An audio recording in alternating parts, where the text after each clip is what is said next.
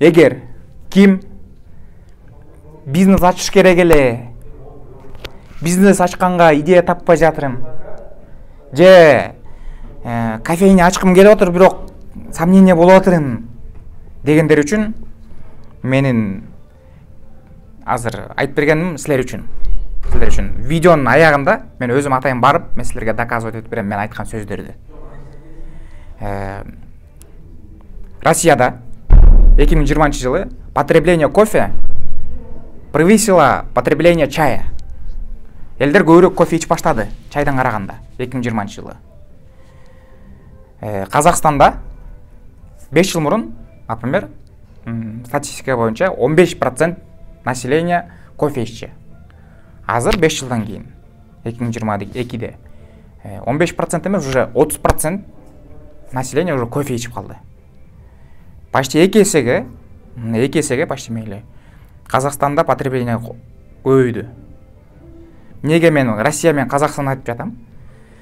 Анткени Кыргызстанда көбүнчө ошо Россияда болгон, Алматыда, Казакстанда болгон нерсе бизге келет. Кофейня ачкан бул азыр жакшы тема. Конкуренция көп, ооба.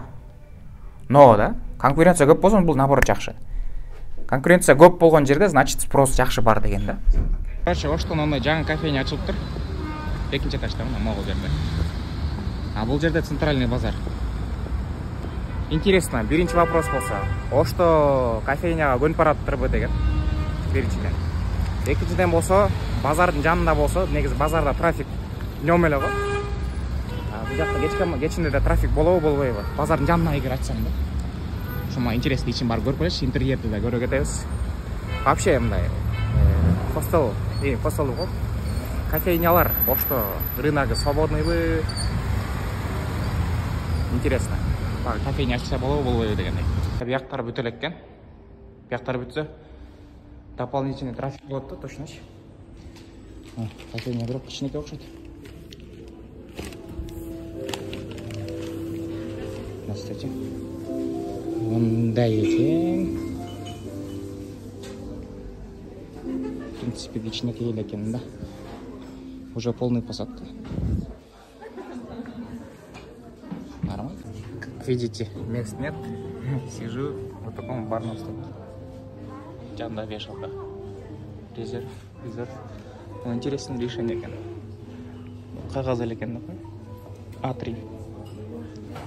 Үстүн подсветка берип тур, кагаз менен берип тур. Уютно. Ой, креативно. Подсветки решают. Это я. Эч качан конкуренциясы көп болгон рынокко киргенден коркпош керек. Наоборот, ошондо кириш керек да.